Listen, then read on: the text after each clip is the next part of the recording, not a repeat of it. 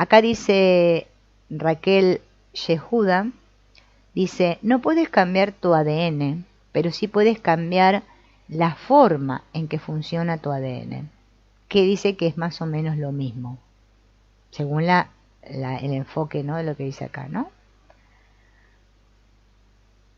Una vida completamente desprovista de trauma es altamente improbable. Los traumas no duermen, incluso con la muerte, sino que más bien continúan buscando el terreno fértil de la resolución en los niños de las siguientes generaciones.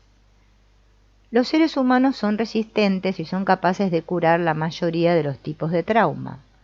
Esto puede suceder en cualquier momento durante nuestras vidas. Solo necesitamos las ideas y herramientas adecuadas.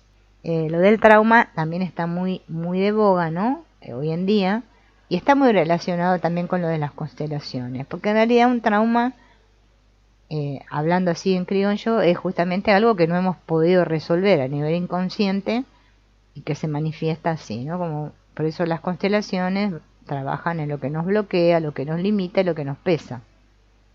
O sea, esa carga que llevamos a nivel inconsciente y que nosotros no podemos desatar esos enredos, ¿no?, sistémicos que hay.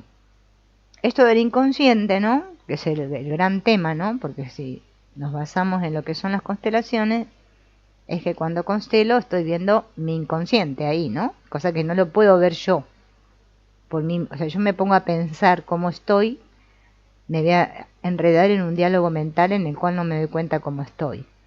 La constelación lo que permite es, en el campo, desplegar cómo está mi inconsciente, ¿no?, mediante lo que Hellinger le llama movimientos del alma o del espíritu.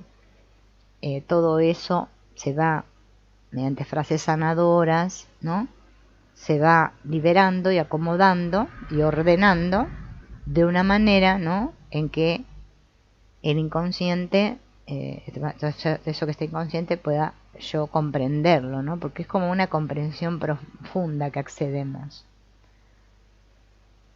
Si este trabajo no se hace, el inconsciente insiste, repite y prácticamente rompe la puerta para ser escuchado, ¿no? Por eso, como dijo Jung, ¿no?, todo eso que yo le llamo destino, en realidad es lo que está en mi inconsciente, hasta que no se haga consciente, yo le voy a llamar destino, es decir, que me pasa esto, me pasa, ¿no? Claro, porque está actuando desde el inconsciente, ¿no? Pero recordemos que además de haber un inconsciente personal, el que le llamamos personal, hay uno que es colectivo, ¿no? Bien, cuando los fragmentos de traumas pasados se desarrollan dentro de nosotros, estos fragmentos dejan pistas. Las pistas, en forma de palabras cargadas emocionalmente y oraciones que expresan nuestros miedos más profundos, a menudo nos vinculan con traumas no resueltos. Como que somos monotemáticos, o sea que tenemos un monólogo interno en el cual nosotros siempre estamos diciendo lo mismo. Y ahí es donde está nuestro trauma, ¿no?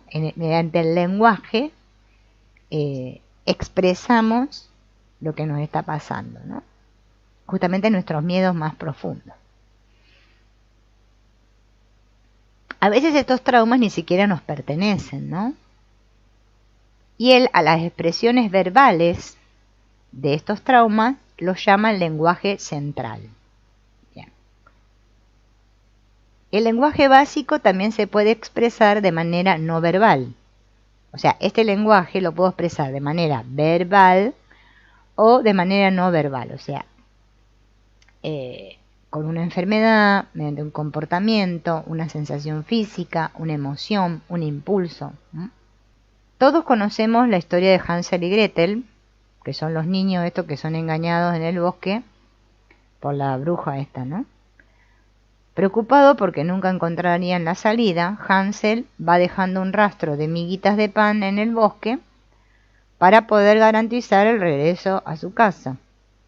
Esto es una analogía muy acertada porque en lo profundo del bosque de nuestros miedos, o simplemente un poco incómodo, ¿no?, por salir del camino, también dejamos un rastro de migas que pueden ayudarnos a encontrar nuestro camino. Pero en lugar de migajas de pan, dejamos un rastro de palabras, palabras que tienen el poder de llevarnos de vuelta. Estas palabras pueden aparecer al azar, pero a veces no. En realidad son pistas que nos da nuestro inconsciente, ¿no? Cuando nosotros sabemos cómo reunir todas estas palabras y conectarlas, podemos formar un camino que siguiéndolo podemos comprender más sobre nosotros mismos, ¿no? Es como los niños en los cuentos de hadas, podemos ir más lejos del bosque, de nuestros miedos, para recordar dónde está nuestro hogar. Pero si no seguimos esto, o sea, no nos dedicamos a hacer esto, vamos a tapar todo esto con adicciones, con medicamentos, con sexo, alcohol, o distrayéndonos en actividades sin sentido, ¿no? No nos damos cuenta de que las migajas o las miguitas de pan de nuestro lenguaje central están a nuestro alrededor. O sea, se nos están mostrando y las tenemos bien cerquita nuestro, pero no las vemos, ¿no? Viven en esas palabras que hablamos en voz alta y en esas que hablamos en silencio. Viven en las palabras que se disparan continuamente en nuestras cabezas, ¿no? Como la alarma de un despertador, ¿no?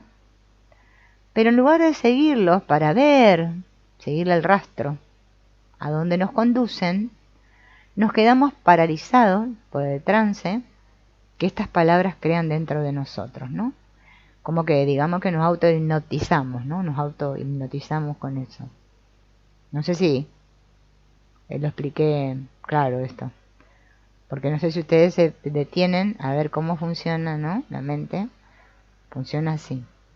El comprender cómo se almacenan los recuerdos traumáticos puede arrojar algo de luz sobre lo que sucede con nuestras palabras cuando estamos abrumados. La memoria, a largo plazo, a menudo se divide en dos categorías. La memoria a largo plazo, esta es la que le llaman la de los recuerdos de hace mucho, ¿no? Está dividida en dos categorías, la declarativa y la no declarativa. La declarativa también se puede llamar memoria explícita o narrativa, que es la capacidad de recordar conscientemente hechos o eventos. Este tipo de memoria depende del idioma para organizar, clasificar y almacenar información y experiencias que luego se puedan convertir en recuerdos recuperables, ¿no? Es como un libro que podemos sacar del estante cuando necesitamos referirnos a una historia del pasado. Esa sería la declarativa, ¿no? Cuando podemos poner los eventos en palabras y recordarlos como parte de nuestra historia. Pero también está la otra memoria, que es la no declarativa, que es llamada también memoria implícita, sensorio-motora o de procedimiento. Y esta nos permite recuperar automáticamente lo que ya hemos aprendido sin tener que volver a aprender los pasos, ¿no? Es todo esto que ya, no sé, que yo ya aprendí, que sé cómo cepillarme los dientes, ponerme los pantalones o cosas automáticas que hacemos, andar en bicicleta, ¿no? Que no tengo que volver a recordar cómo era, ¿no? Ya lo puedo hacer en automático, ¿no? No tengo que pensar en la secuencia. Y justamente este tipo de recuerdos son los que son difíciles para describir con palabras, porque los otros recuerdos, esos que nos vienen de la memoria declarativa, es la que está más asociada con imágenes en nuestro inconsciente, donde yo digo, voy a recordar cuando yo tenía, no sé, 10 años, que iba a la escuela y que no sé qué, mi maestra que me dijo que era así, qué sé yo. Puedo empezar a hilar y me empiezan a venir más cosas y puedo hacer un argumento. Pero con este tipo de recuerdos de la no declarativa, ahí yo no puedo, ¿no? No me es fácil recordar. Bueno, Estas experiencias traumáticas se almacenan justamente como memoria no declarativa. Entonces, cuando un evento en nuestras experiencias se vuelve tan abrumador que perdemos nuestras palabras, nos quedamos sin palabras, ¿no? No podemos grabar o declarar con precisión la memoria, ¿no? En forma de historia. O sea, no podemos utilizar ese lenguaje.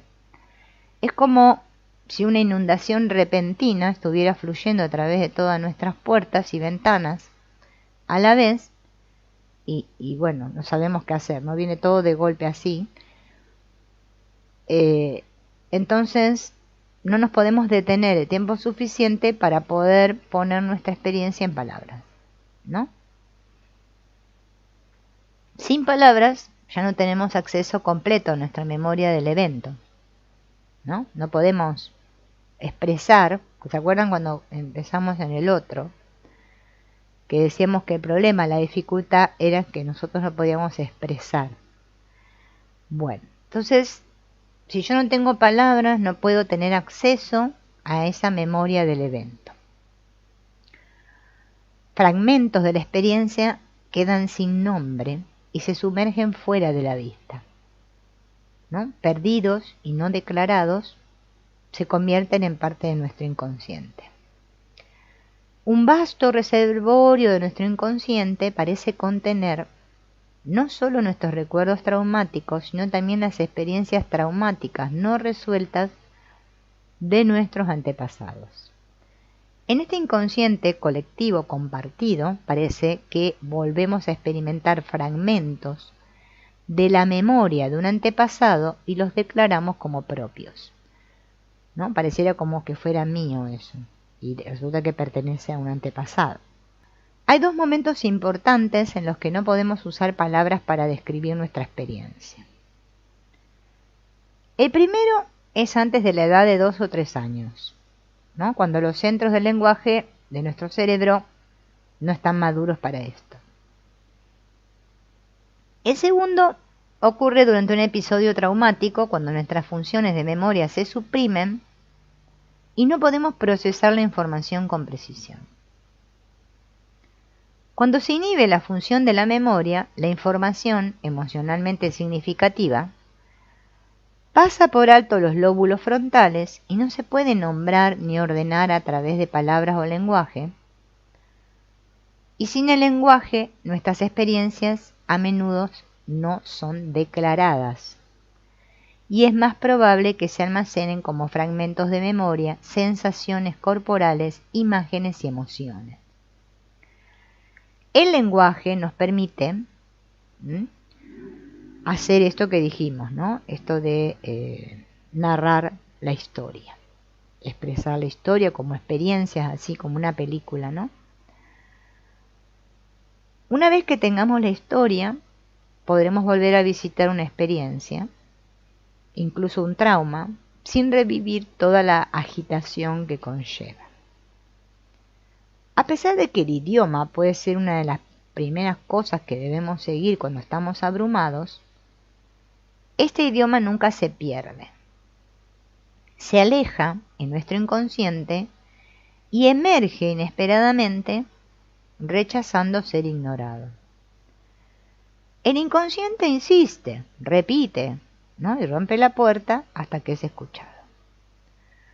La única manera de escucharlo es invitarlo a la sala, es dejar de imponer algo sobre él, principalmente en forma de ideas propias, y escuchar en su lugar lo indecible que está en todas partes, en el habla, en las representaciones, en los sueños y en el cuerpo.